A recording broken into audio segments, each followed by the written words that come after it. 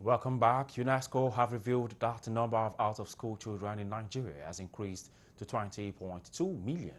This nullifies the usually quoted figure of 10 to 13 million. The outrageous figures question the government education of policies and funded figures from the National Bureau of Statistics report that the northern states constitute immensely to the number of out-of-school children. 7 out of 8 states with the highest number of out-of-school children are northern states. Kano State has the highest number. It is worrisome that these numbers continue to increase despite efforts from the government to make education accessible to the less privileged.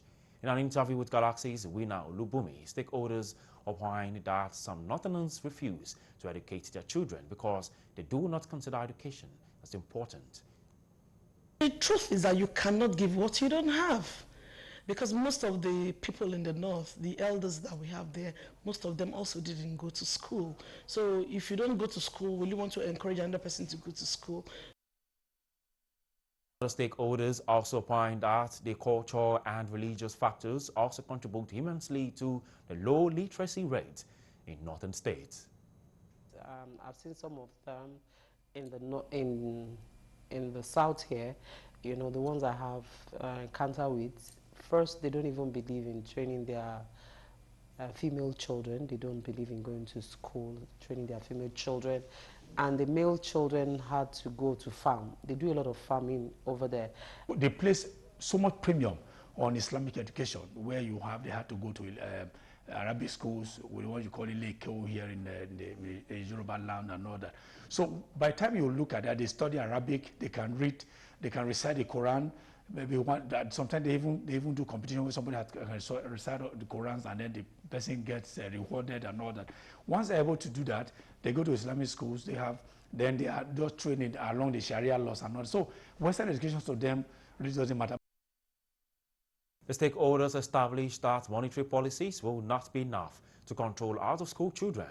They encourage the government to engage the nation in mass enlightenment on the importance of education. What a lot of vices are happening there because they are not enlightened. They don't really know what is happening in our society. That's why we're having so much. We can see what is happening already. Killings. When you don't have knowledge of a particular thing, you don't know the right step to take to solve a problem. Because you just sit down and listen to somebody that tells you lies, and everything goes hook, line, and sinker, and you think the person is telling you the truth. If you are educated, when somebody tells you something, you will go back and read. And their religion is this religion that holds them bound to whatever they believe.